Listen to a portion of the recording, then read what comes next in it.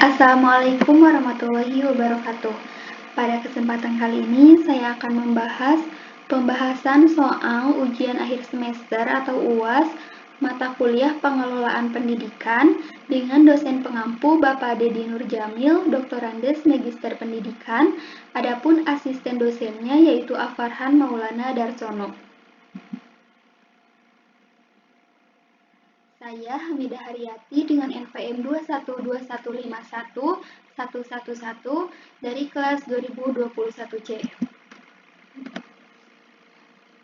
Soal yang pertama, bagaimana perbedaan antara konsep pengelolaan pendidikan dan tenaga kependidikan serta bagaimana peran guru dalam pengelolaan peserta didik di sekolah?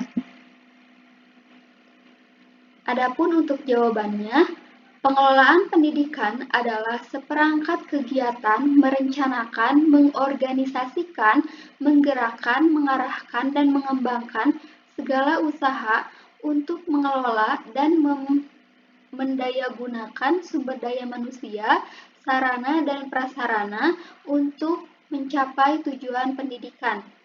Sedangkan tenaga kependidikan adalah anggota masyarakat yang mengabdi diri dan diangkat untuk menunjang penyelenggaraan pendidikan. Adapun peran guru dalam pengelolaan peserta didik di sekolah yang pertama itu sebagai perencana pengajaran.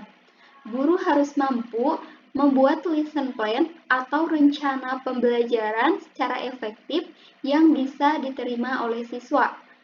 Kemudian, peran guru yang kedua yaitu pengelolaan pengajaran. Guru diharapkan mampu mengelola seluruh kegiatan belajar mengajar dan menciptakan kondisi belajar yang dapat membuat siswa belajar efektif dan efisien. Yang ketiga itu motivator.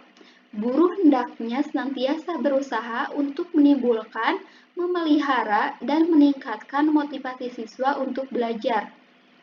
Yang keempat, guru memimpin jalannya proses belajar mengajar, menangani masalah atau hambatan yang terjadi selama proses belajar mengajar. Kemudian yang terakhir, guru sebagai fasilitator. Guru berusaha memberikan fasilitas yang diperlukan oleh siswa selama proses belajar mengajar sehingga siswa mampu menerima materi secara optimal. Soal yang kedua, mengapa kurikulum perlu diadministrasikan dan seberapa pentingkah kurikulum di sekolah? Karena dalam proses pendidikan perlu diterapkan manajemen kurikulum agar perencanaan, pelaksanaan, dan evaluasi kurikulum lebih efektif, efisien, dan optimal dengan memperkuat berbagai sumber belajar, pengalaman belajar, dan komponen kurikulum untuk meningkatkan efektivitas kinerja guru dan kinerja siswa. Dalam mencapai tujuan pembelajaran, pengelolaan kurikulum yang profesional, efektif, dan terpadu dapat mendorong kinerja guru dan kinerja siswa dalam pembelajaran. Seberapa pentingkah kurikulum di sekolah? Tentunya sangat penting, karena proses pembelajaran harus berpedoman terhadap kurikulum. Jika tidak ada kurikulum, maka pembelajaran tidak akan efektif karena pembelajaran merupakan proses yang mempunyai tujuan. Soal nomor 3. Jelaskan mengapa dalam pengadaan sarana dan prasarana pendidikan di sekolah harus disesuaikan dengan perkembangan peserta didik, serta jelaskan pula cara dan prosedur menggali sumber-sumber dana untuk penyelenggaraan pembelajaran di sekolah.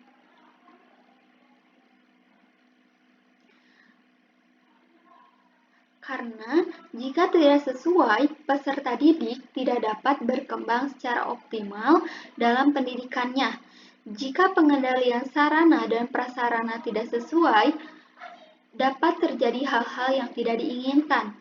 Misalnya dalam pengadaan sarana dan prasarana, kemungkinan banyak mengeluarkan yang tidak diperlukan, sehingga pengalokasian dana tidak benar-benar sesuai dengan kebutuhan. Sarana dan prasarana pendidikan berperan langsung dalam proses pembelajaran di kelas, sehingga berfungsi untuk memperlancar dan mempermudah proses transfer ilmu dari pendidik kepada peserta didik. Sarana pendidikan yang lengkap dapat memudahkan guru dalam menyampaikan isi pembelajaran kepada siswanya. Sarana dan prasarana sangat mempengaruhi kemampuan belajar siswa. Hal ini menunjukkan bahwa peranan sarana dan prasarana sangat penting dalam menunjukkan kualitas belajar siswa. Adanya sarana dan prasarana dapat memudahkan dan mempercepat pengerjaan manusia sehingga manusia dapat menggunakan waktu secara efisien.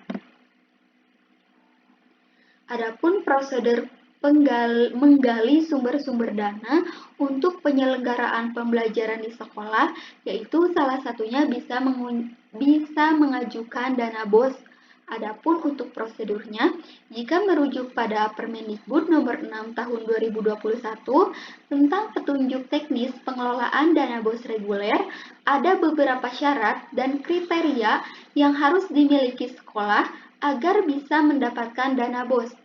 Adapun sejumlah prasyarat atau persyaratan dan kriteria tersebut yaitu sebagai berikut.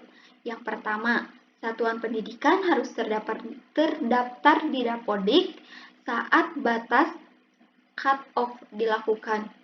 Kemudian yang kedua, satuan pendidikan harus memiliki nomor pokok sekolah nasional atau NPSN. Yang ketiga, satuan pendidikan bukan termasuk ke dalam satuan pendidikan kerjasama. Kemudian yang keempat, memiliki jumlah peserta didik paling sedikit 60 orang selama 3 tahun terakhir. Yang terakhir itu, satuan pendidikan memiliki izin operasional aktif khusus untuk sekolah swasta. Soal nomor 4. Bagaimana pendapat saudara mengenai konsep kepemimpinan pendidikan efektif akan berpengaruh pada model dan karakteristik sekolah yang efektif? Jelaskan pendapat saudara dengan bahasamu sendiri. Tentu saja, konsep kepemimpinan yang efektif akan mempengaruhi model dan karakteristik sekolah yang efektif. Karena kepemimpinan yang efektif dalam manajemen pendidikan menandakan bahwa kepemimpinan yang dimiliki oleh seseorang harus memiliki sifat yang bijaksana, tanggung jawab dalam melaksanakan tugasnya agar dapat mewujudkan cita-cita yang diinginkan. Kegiatan kepemimpinan pendidikan hendaknya mencakup tujuan untuk membantu masyarakat menetapkan tujuan pendidikan, memperlancar proses belajar dan mengajar sehingga lebih efektif pada model dan karakteristik sekolah. Soal nomor 5. Menurut pendapat saudara, bagaimana konsep dasar budaya organisasi sekolah yang efektif serta berikan contoh budaya organisasi sekolah. Budaya organisasi sekolah merupakan sesuatu yang dibangun dari hasil pertemuan antara nilai-nilai yang dianut oleh kepala sekolah dengan nilai-nilai yang dianut oleh guru dan masyarakat yang ada di sekolah tersebut. Budaya organisasi sekolah merupakan pandangan hidup yang dapat berupa nilai-nilai, norma, dan kebiasaan yang mengakar di suatu masyarakat dan dapat mempengaruhi sikap serta perilaku setiap orang. Budaya organisasi sekolah yang efektif diharapkan mampu memberikan karakteristik utama pada perlakuan sekolah terhadap peserta didik agar mereka memiliki dorongan intrinsik untuk terus belajar. Contoh budaya organisasi di sekolah, misalnya membentuk citra sekolah. Suatu sekolah, jika sudah menerapkan budaya sekolah disiplin tinggi, maka akan terbentuk citra sekolah yang disiplin. Citra sekolah yang membentuk budaya kebebasan berpikir, maka akan terbentuk citra sekolah yang liberal. Contoh yang kedua yaitu norma perilaku.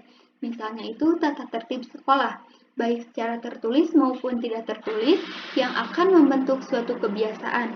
Misalnya ketika siswa ketemu dengan gurunya, harus sentangan, jika berpapasan dengan guru maupun sesama siswa, harus menerapkan 5S atau senyum, salam, sapa, sopan, dan santun.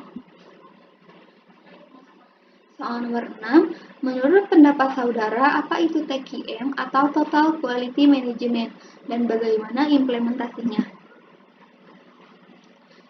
TQM adalah suatu pendekatan yang berorientasi pada pelanggan dengan memperkenalkan perubahan manajemen secara sistematik dan perbaikan terus-menerus terhadap proses produk dan pelayanan suatu lembaga.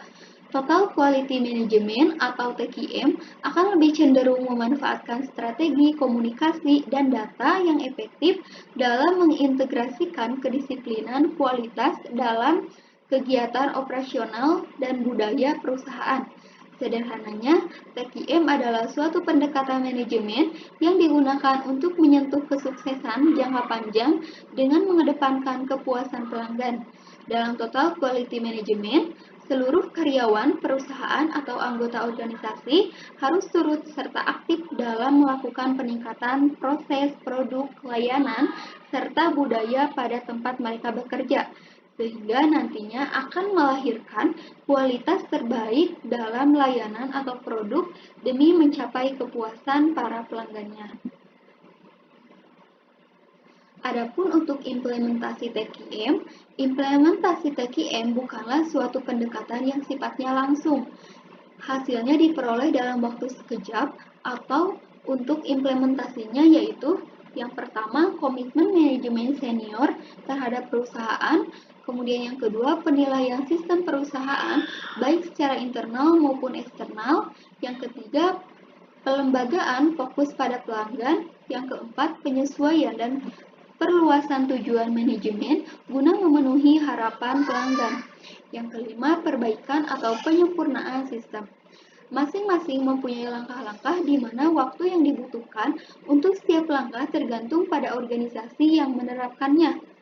Adapun untuk langkah-langkahnya, yang pertama fase persiapan. Syarat utama yang harus dipenuhi adalah adanya komitmen penuh dari manajemen puncak atas waktu dan sumber daya yang dibutuhkan.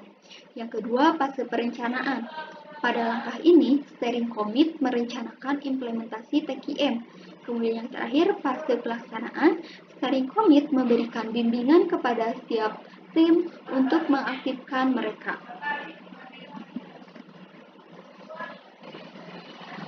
Cukup sekian pembahasan UAS dari saya. Terima kasih. Wassalamualaikum warahmatullahi wabarakatuh.